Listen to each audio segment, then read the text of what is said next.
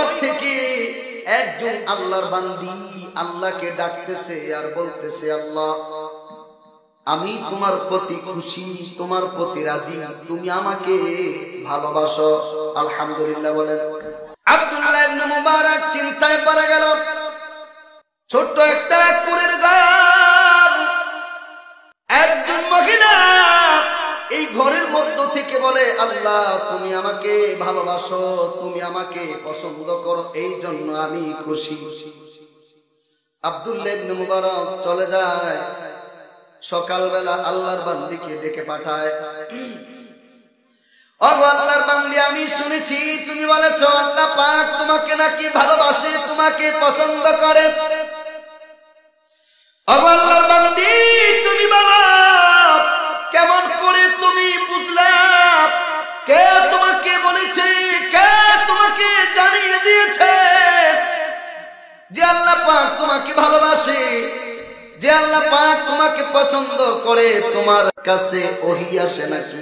কারণ নবী ছাড়া, রাসূল ছাড়া, পয়গম্বর ছাড়া আল্লাহ পাক কারো কাছে ওহী পাঠায় না, ঠিক কিনা বলে?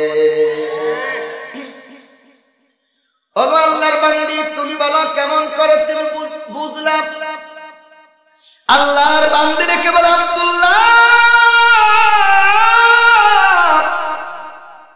আমি এই জন্য বলেছি, এই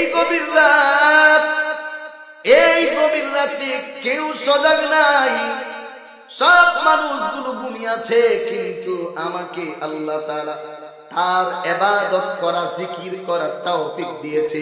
নিশ্চয়ই আল্লাহ যদি পছন্দ না করতেন, ভালো না বাসতেন, আল্লাহ গভীর রজনীতে ইবাদত জিকির করার তৌফিক আল্লাহ তাআলা দিতেন না। জবান ছেড়ে বলেন ঠিক কিনা?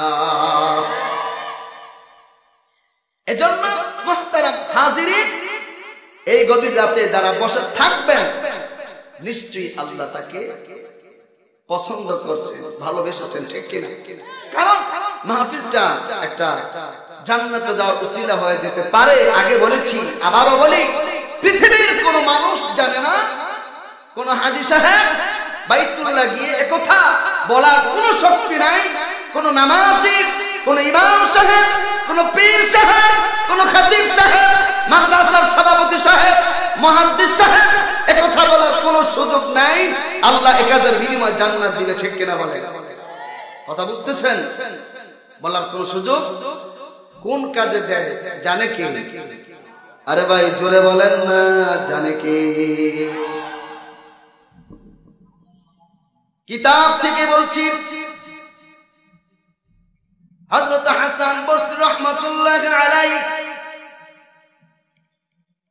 সুন্দর একটি কিতাব, সেই কিতাব থেকে বলছি, খুতবাতে জুলফিকার থেকে বলছি, আল্লাহ তাআলা হাসরের ময়দানে দুইজন বান্দি হতে পারে, বান্দা হতে পারে বান্দি, আল্লাহ তাআলা দুইজনকে ডাকবে। হযরত হাসান বসরি রাহমাতুল্লাহ আলাইহি বলেন, একজনের জমিনে নেক বেশি গুনাহ কম, আর একজনের জমিনে গুনাহ বেশি নেকি কম। প্রথম জনের নেক বেশি, গুনাহ কম, নেক আসমান সম পরিমাণ আর গুনাহ তার অল্প।